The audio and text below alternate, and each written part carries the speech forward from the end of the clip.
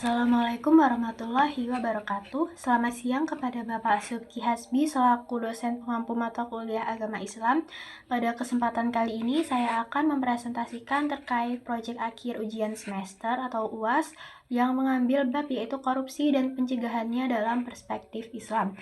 Sebelumnya perkenalkan, nama saya Aulia Tiara Nafisa dengan NIM 2550903001111004. Langsung saja ke bagian pengertian. Jadi, korupsi adalah kejahatan amoral yang terorganisir baik di lingkungan publik maupun tertutup dengan menggunakan penyalahgunaan kekuasaan demi keuntungan pribadi dan juga kelompok yang jelas dapat merugikan bagi moralitas, ekonomi, dan juga sistem politik yang ada di Indonesia. Kemudian jenis-jenis korupsi itu terbagi menjadi 3 jenis. Yang pertama ada riswah. Riswah artinya suap, di mana seseorang memberikan sesuatu yang lebih kepada pejabat atau lembaga yang lebih tinggi untuk mencapai suatu tujuan yang diinginkan. Dan yang kedua, sarikoh adalah pencurian, di mana seseorang mengambil barang orang lain ataupun hak orang lain secara diam-diam dan barang tersebut terlindungi. Dan yang ketiga yaitu pengkhianatan. Pengkhianatan adalah ketika seseorang melakukan penyangkalan apabila diberikan suatu kepercayaan oleh orang lain. Lalu ada penyebab orang-orang yang melakukan tindakan korupsi. Yang pertama, kurangnya gaji atau pendapatan pegawai negeri. Sedangkan kebutuhan hidup itu terus meningkat, maka dari itu mereka seringkali melakukan tindakan ilegal untuk memenuhi kebutuhan hidupnya, baik itu gaya hidup maupun kebutuhan yang memang wajib.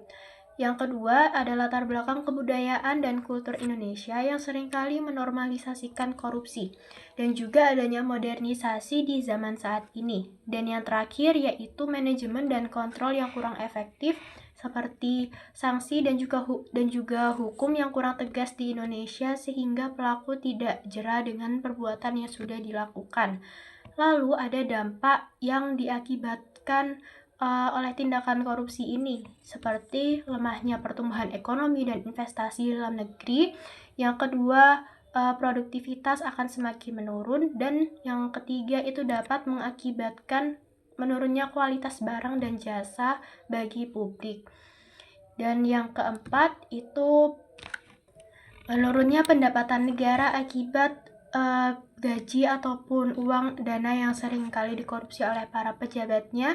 Dan yang terakhir munculnya hutang-hutang negara yang semakin besar karena negara tidak mampu untuk membayar hutang-hutang sebelumnya diakibatkan adanya korupsi. Lalu bagaimana sih cara untuk menangani korupsi ini?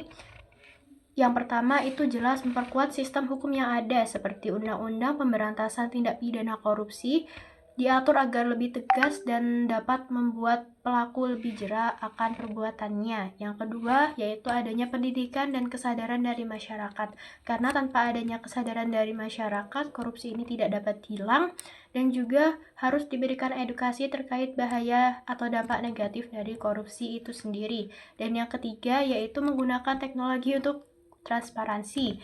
Jadi agar lebih jelas terkait dana-dana yang digunakan oleh pemerintah dan juga dapat memunculkan keadilan di dalam suatu negara. Lalu, hukum dalam Islam jelas mengatur bahaya atau larangan korupsi pada Quran Surat An-Nisa ayat 29 yang secara garis besar memiliki arti bahwa perintah Allah agar umat muslim tidak mencari atau memakan harta secara tidak benar seperti mencuri, judi, ataupun korupsi. Lalu kesimpulan dari presentasi pada hari ini yaitu korupsi jelas dapat berbahaya dan merugikan baik di masa ini maupun masa mendatang. Oleh karena itu harus segera diberi penanganan agar dapat menciptakan negara yang adil dan juga makmur.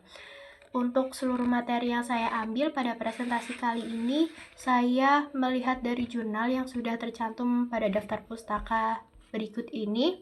Kemudian cukup sekian presentasi dari saya. Apabila ada salah kata maupun ucapan, saya mohon maaf.